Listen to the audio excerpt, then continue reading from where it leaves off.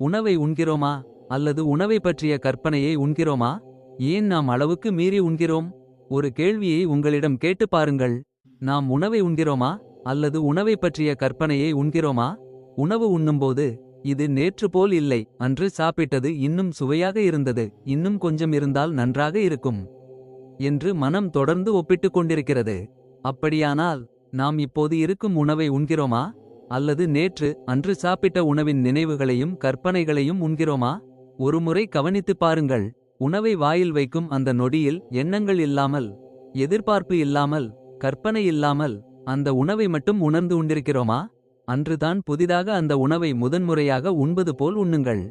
ஒப்பீடு வேண்டாம், நினைவு வேண்டாம், எதிர்பார்ப்பு வேண்டாம். அந்த நொடி, அந்த உணவு, அந்த சுவை, அவ்வளவுதான். இதுவே ஒரு வகையான தியானம். விழிப்புணர்வோடு உணவு உண்ணும்போது உடலின் தேவையை கவனிக்கத் தொடங்குவீர்கள். அப்போது அளவுக்கு மீறி உண்ணுவது கடினமாகிவிடும். உணவை மட்டும் கவனிக்காதீர்கள். உணவு உண்ணும்போது உங்கள் மனம் என்ன செய்கிறது என்பதையும் கவனியுங்கள். அங்கேதான் உணவு தியானமாகிறது. உண்ணுதல் விழிப்புணர்வாகிறது. நன்றி.